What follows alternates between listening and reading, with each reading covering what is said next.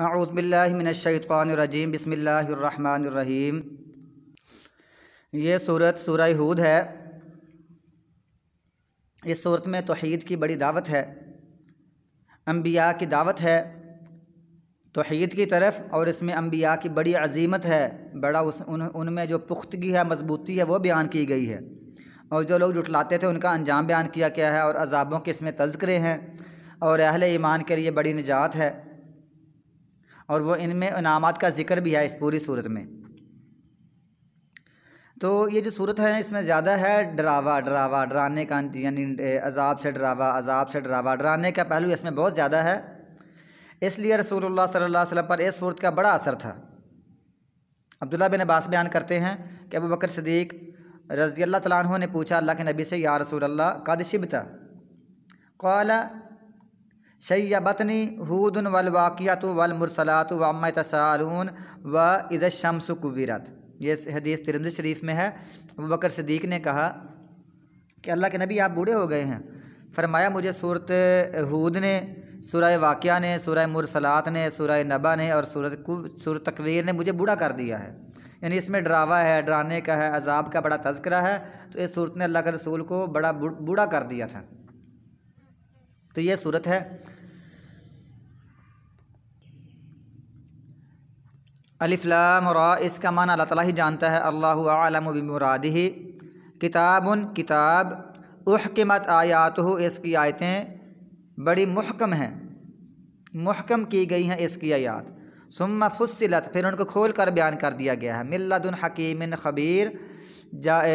حکمت والے، خبر رکھنے والے کی طرف سے ہے، کہ پاس سے ہے۔ لدن کا معنی ہوتا ہے پاس، لدن کا معنی ہوتا ہے پاس، لدئی، لدن وغیرہ کا۔ تو اس کی کیا ہے کہ یہ کتاب ہے، مطلب یہ لکھی ہوئی ہے۔ دوسرا اس کا مطلب ہے کہ یہ اس کی آیتیں بڑی محکم، بڑی مضبوط کر دی گئی ہیں، بڑی مضبوط ہیں۔ نمبر 3 پھر اس کی تفصیل کر دی گئی ہے۔ نمبر 4 یہ اللہ تعالیٰ کی طرف سے ہے جو بڑا حکمت والا، بڑا باخبر ہے۔ اس کا احکامات کیا ہے؟ اللہ تعبدوا الا اللہ، کہ تم نہ عبادت کرو مگر اللہ تعالیٰ کی، اللہ کے علاوہ کسی کی عبادت نہ کرو۔ اننی لکم منہ نذیر و بشیر، بے شک میں تمہارے لیے اس کی طرف سے ڈرانے والا ہوں اور خوشخبری دینے والا ہوں۔ جو گناہ کریں گے ان کے لیے ڈرانے، عذاب کا، وعید کا، اور جو نیک عمل کریں گے ان کے لیے خوشخبری دینے والا۔ اور ساتھ ہی عبادت نہ کرو، وَأَنِ اسْتَغْفِرُوا رَبَّكُمْ، اور یہ کہ تم بخشش مانگو اپنے رب سے، یعنی جو تم نے شرک وغیرہ کیا ہے، گناہ کیے ہیں، ان سے بخشش مانگو۔ ثُمَّ تُوبُوا إِلَيْهِ، پھر تم اس کی طرف توبہ کرو، بخشش بھی مانگو ساتھ توبہ بھی کرو۔ تو سب سے پہلے رسول اللہ صلی اللہ علیہ وسلم اپنے گھر والوں کو ڈرایا، بتایا، خوشخبری دی۔ تو اس میں آپ ام المومنین حضرت خدیجہ، حضرت زید بن حارثہ، حضرت علی بن ابی طالب، اور آپ کے خاص دوست ابو بکر صدیق رضی اللہ تعالیٰ آپ کے سامنے، ان کے سامنے آپ نے اپنی دعوت پیش کی، تو انہوں نے فوراً اسلام قبول کر لیا۔ پھر یہ آیت اتری، وَأَنذِرْ عَشِيرَتَكَ الْأَقْرَبِينَ، اپنے قریبی رشتہ داروں کو ڈراؤ جو قریبی ہیں۔ اللہ کے نبی نے پھر ان کو پڑھ کر سنایا، ان کو کوہ صفا پہاڑی پر چڑھ کر ان کو بلایا، پھر ان کو ڈرایا۔ پھر اس کے بعد اللہ تعالیٰ نے فرمایا، وَمَا أَرْسَلْنَاكَ إِلَّا كَافَّةً لِلنَّاسِ بَشِيرًا وَنَذِيرًا، سب لوگوں کے لیے، سب انسانیت کے لیے آپ کو ڈرانے والا اور خوشخبری دینے والا بنا کر بھیجا گیا ہے، خوشخبری دینے والا اور ڈرانے والا بنا کر بھیجا گیا ہے۔ اب یہ دعوت عام ہے۔ پھر رسول اللہ صلی اللہ علیہ وسلم نے پورے جزیرہ عرب میں اس کو دعوت کو پھیلایا، عام کیا۔ پھر صحابہ کرام نے مشرق تک، مغرب تک، یورپ تک اس کو پھیلایا۔ اب یہ ہمارے ذمہ میں پہنچ چکا ہے۔ رسول اللہ صلی اللہ علیہ وسلم اپنے دور میں عیسائیوں کو خط لکھے، اور ایران والوں کو خط لکھے، مجوسیوں کو خط لکھے، حبشہ والوں کو خط لکھے، نجاشی کو لکھا، مختلف لوگوں کو خط لکھے، پیغام بھیجے۔ تو کچھ نے، کسی نے اسلام قبول کر لیا، کسی نے نہیں کیا۔ اللہ کے رسول صلی اللہ علیہ وسلم نے اللہ تعالیٰ کے پیغامات کو پہنچا دیا۔ اللہ فرماتا ہے توبہ کرو اس کی طرف، یمتعکم متاعا حسنا، وہ تم کو فائدہ دے گا، اچھا فائدہ، الی اجل مسمی، ایک مقررہ مدت تک۔ یعنی یہ جو دنیا ہے یہ بڑا دھوکے کا سامان ہے، لیکن جو بندہ نیکیاں کرتا ہے، اپنی توبہ کرتا ہے، استغفار کرتا ہے، اس کے لیے یہ بڑی متاع حسن، اچھا فائدہ ہوتا ہے۔ تو بندہ توبہ کرے، استغفار کرے، اور اس کے بعد اپنی زندگی بالکل اسلام کے مطابق گزارے۔ اللہ کے رسول صلی اللہ علیہ وسلم نے فرمایا تھا حضرت سعد بن ابی وقاص کو، فرمایا وَلَسْتَ تُنْفِقُ نَفَقَةً تَبْتَغِي بِهَا وَجْهَ اللَّهِ إِلَّا أُجِرْتَ بِهَا وفی روایت البخاری فإنها صدقۃ حتی اللقمۃ تجعلها فی امراتک،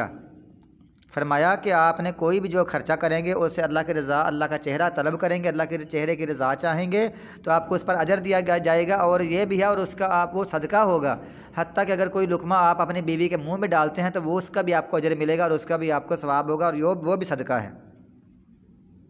تو گویا کہ تو ایسے بندوں کو بڑی توفیق ملتی ہے اسلام پر عمل کرنے کے لیے، گویا کہ اگر اس کو دنیا میں مشکلات میں آئیں لیکن وہ دلی طور پر وہ مطمئن ہوتا ہے۔ اور بھی نیک اعمال کرنے کے اور استغفار کرنے کے بہت سارے فائدے ہیں، سورۃ نور میں اس کا ذکر ہوا ہے، اور جو اللہ کے ولی بنتے ہیں ان کے بارے میں بھی لَهُمُ الْبُشْرَىٰ فِي الْحَيَاةِ الدُّنْيَا وَفِي الْآخِرَةِ، ہم نے اس صورت میں پڑھا ہے سورۃ یونس میں۔ اللہ فرماتا ہے وَيُؤْتِ كُلَّ ذِي فَضْلٍ فَضْلًا، اور وہ دے گا ہر فضل والے کو اس کا فضل۔ تو گویا کہ اللہ تعالیٰ اس کو اپنا فضل دے گا یا اس کو کچھ زیادہ دے گا، جو نیک عمل کرتے ہیں ایک کے برابر میں 10 گنا دے گا، بلکہ اس سے بڑھتے بڑھتے 700 گنا، بلکہ اس سے بڑھتے بڑھتے رسول اللہ صلی اللہ علیہ وسلم نے فرمایا کہ بندہ کوئی صدقہ کرتا ہے، نیکی کرتا صدقہ کرتا ہے تو اللہ تعالیٰ اس کو ہاتھ میں لے لیتے ہیں، تو اللہ تعالیٰ پھر اس کو بڑھاتا رہتا ہے۔ جس طرح کے بندے اپنے یہ بچھڑے وغیرہ کو پالتے ہیں، بڑھاتے ہیں، اس کی پرورش کرتے ہیں، اللہ تعالیٰ بھی اس صدقے کی پرورش کرتا رہتا ہے، حتیٰ تکون مثل الجبل، حتیٰ کہ وہ پہاڑ کی طرح کا ہو جاتا ہے، تو اللہ تعالیٰ اس کو بڑھاتا رہتا ہے۔ اور یہ بھی ہے ان الحسنات یذھبن السیئات، پھر نیکیاں گناہوں کو بھی ختم کر دیتی ہیں، نیکیاں کرتے رہو تو گناہ خود بخود ختم ہو گئے۔ ایک اور آیت بھی آتی ہے فَأُولَٰئِکَ یُبَدِّلُ اللّٰهُ سَیِّئَاتِہِمْ حسنات، اللہ تعالیٰ ان کی گناہوں کو بھی نیکیوں میں تبدیل کرتے ہیں، جو انہوں نے گناہ کیے ہوتے ہیں نا وہ بھی نیکیاں بن جاتی ہیں۔ یہ ہے اللہ تعالیٰ ہر کسی کو اپنا فضل دیتا ہے، اس کا فضل دیتا ہے، اس کو زیادہ چیزیں دے گا۔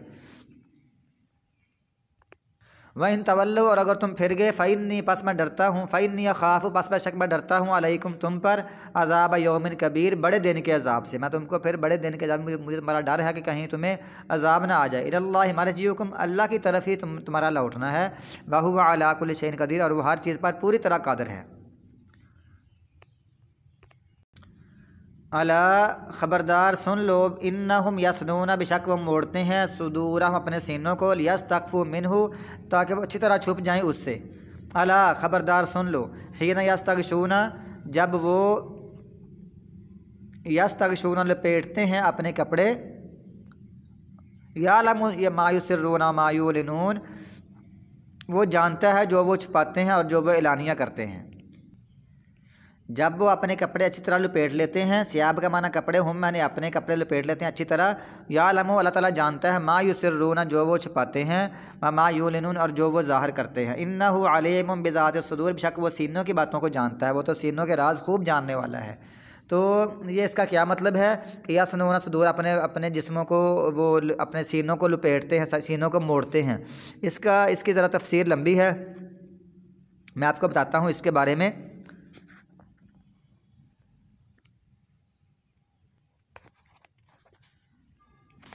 ان کا خیال تھا کہ اللہ تعالیٰ بہت سارے کام نہیں جانتا، جو ہم چھپ کر کرتے ہیں نا وہ نہیں جانتا۔ ولیکن، جیسے صورت کی ایک آیت آتی ہے ولیکن ظننتم ان اللہ لا یعلم کثیرا مما تعملون، جو تم کام کرتے ہو تمہارا خیال ہے کہ اللہ تعالیٰ اس کو نہیں جانتا، تمہارا یہ ذہن تھا۔ اس طرح کہ اس میں حدیث آتی ہے، عبداللہ بن مسعود فرماتے ہیں کہ اجتمع عند البیت ثقفیان و قرشی او قرشیان و ثقفی، دو قریشی تھے اور ایک ثقفی تھا، یا دو ثقفی تھے اور ایک قریشی تھے، وہ جمع ہوئے، کثیرۃ شحم بطونہم، ان کے پیٹوں کی جو چربی تھی وہ بڑی ہوئی تھی، پیٹ ان کے بڑے بڑے تھے، قلیلۃ فقہ قلوبہم، ان کے دل کی سمجھ کم تھی لیکن پیٹ ان کے بڑے ہوئے تھے۔ فقال احدہم، ایک بندے نے کہا، اترون، کیا تمہارا خیال ہے، کیا تم اس کو سمجھتے ہو کہ ان اللہ یسمع ما نقول، کہ جو ہم کہتے ہیں اللہ اس کو سنتا ہے۔ آپس میں ایک بندے نے کہا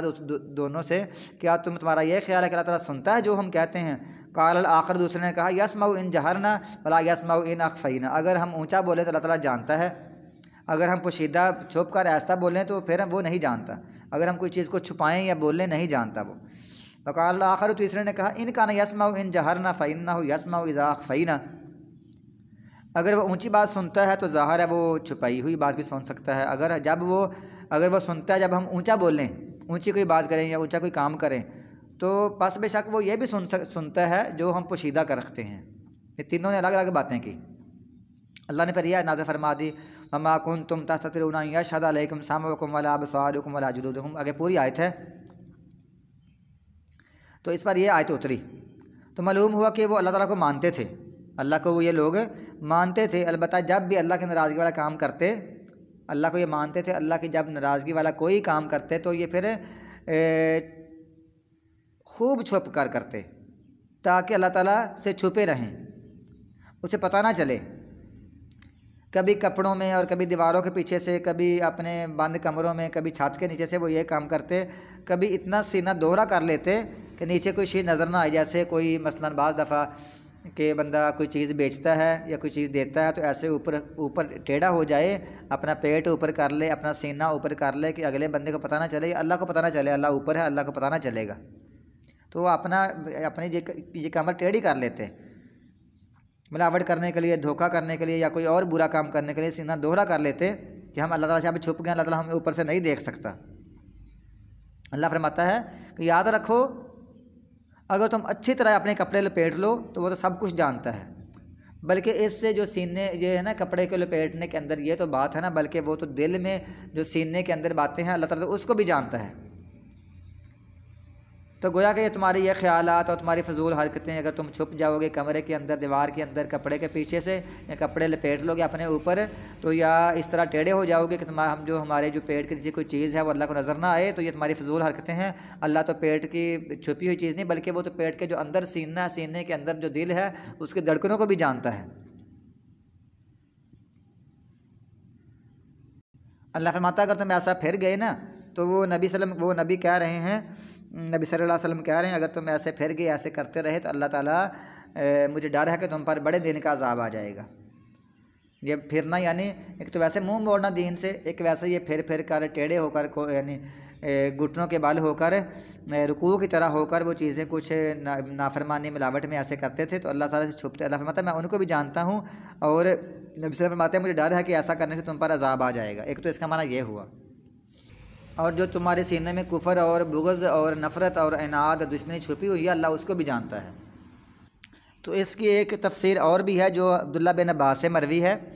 وہ صحیح بخاری میں اور یہ واقعہ ہے۔ فرماتے ہیں ایک صاحب نے، ایک بندے نے ان سے اس آیت کا مطلب پوچھا تو انہوں نے فرمایا، عبداللہ بن عباس نے فرمایا کچھ لوگ اللہ تعالیٰ سے ایسے ہی آ کرتے تھے کہ واش روم جانے کے وقت بھی، قضائے حاجت کے وقت بھی اپنی شرمگاہوں کو آسمان کے سامنے ننگا کرنے سے شرماتے تھے، کہ آسمان میں واش روم میں بیٹھے ہیں نا، اوپر اللہ تعالیٰ ہے تو وہ بہت شرماتے تھے، اور اپنی بیویوں سے جمع کریں تو اس سے بھی شرماتے تھے کہ بالکل وہ ننگے نہ ہوں آسمان کی چھت کے سامنے، تو وہ بیویوں سے ہم بستری کرتے ہوئے بہت شرماتے تھے کہ وہ اپنی شرمگاہوں کا اپنے جسم کو آسمان کے سامنے ظاہر نہ کریں۔ تو اللہ تعالیٰ نے پھر یہ آیت اتار دی، اور شان نزول سے معلوم ہوتا ہے کہ اس آیت کے شان نزول سے کہ یہ آیت ایک تو ہوگا نا کفار کے بارے میں کہ وہ سینے ایسے کرتے ہیں نافرمانی کے طور پر، دوسری آیت ہے شان نزول سے معلوم ہوتا ہے کہ یہ آیت ان مسلمانوں کے بارے میں اتری تھی جو بہت سارا جن کو حیا اور شرم ہوتی تھی، تو وہ قضائے حاجت کرتے وقت اور ہم بستری کے وقت بھی ننگا ہونے سے بہت پرہیز کرتے تھے۔ قضائے حاجت کرتے تو اپنے جسم کو، اپنے کپڑے کو ایسے اوپر اپنے کر لیتے کہ بس بڑی مشکل سے وہ اپنے پیشاب کے چھینٹوں سے اور پخانے سے بچتے، تو اس طرح وہ کرتے تھے، غلبہ حیا، ان کو حیا بہت آتی تھی، اس لیے اپنے وہ ایسے موقع پر پیشاب کرنے کے وقت اور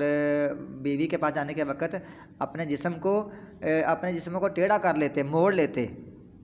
سینے کو دوہرا کر لیتے تاکہ وہ شرمگاہ کو چھپا سکیں۔ اللہ تعالیٰ نے فرمایا کہ رات کے اندھیروں میں جب وہ بستروں میں اپنے آپ کو ڈانپ لیتے ہیں تو اس وقت بھی وہ ان کو دیکھتا ہے اور ان کی چھپی ہوئی اور اعلانیہ باتوں کو جانتا ہے۔ مطلب یہ ہے کہ شرم و حیا کا جو جذبہ ہے نا یہ بہت اچھا ہے، اس میں پر اتنی زیادتی کرنا، اتنا غلو کرنا کہ بندہ زندگی نہ گزار سکے، یہ صحیح نہیں ہے۔ یہ جو تفسیر ہے یہ عبداللہ بن عباس جو امت کے سب سے بڑے مفسر ہیں، ان کی یہ تفسیر ہے، یہ صحیح بخاری میں آئی ہے، یہ بالکل تفسیر صحیح ہے۔ لیکن یہ کہتے ہیں کہ اکثر مفسرین کہتے ہیں اس کے باوجود بھی ایک اور دوسرا ہے نا، وہ کفار کی عادات کی وجہ سے ہی ان کا یہ واقعہ بیان کیا گیا ہے، جو کفار کی آیت تھی۔ گویا کہ ایسا ہو سکتا ہے کہ آیت اتری کفار کے بارے میں، لیکن عبداللہ بن عباس بھی یہ کہہ رہے ہیں قضا نزلت فی قضا، کہ آیت اس چیز کے بارے میں اتری ہے، اس لیے ایک ہی آیت کے کئی شان نزول صحابہ کرام اور تابعین سے ثابت ہوتے ہیں، مروی ہوتے ہیں، ان میں کوئی تضاد اور مخالفت نہیں ہوتی، ایک ہی آیت کے کئی شان نزول ہو سکتے ہیں۔ البتہ یہ ممکن ہے کہ آیت کے نزول کے وقت یا اس کے قریب قریب ان میں سے کوئی اور واقعہ یا چند واقعہ ظہور پذیر ہوئے ہوں اور یہ تمام واقعات پر یہ آیت فٹ ہوتی ہو۔ الحمدللہ آج ہمارا 11واں سپارہ مکمل ہو گیا ہے۔ آج 17 تاریخ ہے اکتوبر کی 2021 ہے، اور شاید یہ ربیع الاول کا آج 10 تاریخ ہے، 10 تاریخ ربیع الاول 1443 ہجری، یہ اسلامی مہینے کی تاریخ ہے، اور عیسوی عیسائی مہینوں کی جو تاریخ ہے وہ ہے 17 اکتوبر 2021۔ الحمدللہ 11 سپارے یہ مکمل ہو چکے ہیں۔ یہ 11 سپارے اور آخری 30واں پارہ یہ تفسیر یوٹیوب پر پڑھی ہے چینل میں، اور رکوع وائز پڑھی ہے۔ رکوع کے حساب سے پلے لسٹ میں آپ کوئی بھی پارہ کھولیں گے تو اس میں پلے لسٹ آئے گی، پلے لسٹ میں جائیں گے تو ہر پارے کا الگ الگ رکوع بڑی آسان ترین الفاظ میں اس کو ریکارڈ کیا جا رہا ہے۔ آپ اس کو سنیں، یاد کریں اور آگے شیئر بھی کیا کریں تاکہ اور بندوں تک یہ اس کا ہدایت کی جو آیات ہیں قرآن پاک ہے لوگوں تک پہنچ سکیں، اور لوگ اس کو سمجھیں اور اس پر عمل کریں اور اپنا عقیدہ اور عمل درست کریں۔ والسلام علیکم ورحمۃ اللہ وبرکاتہ۔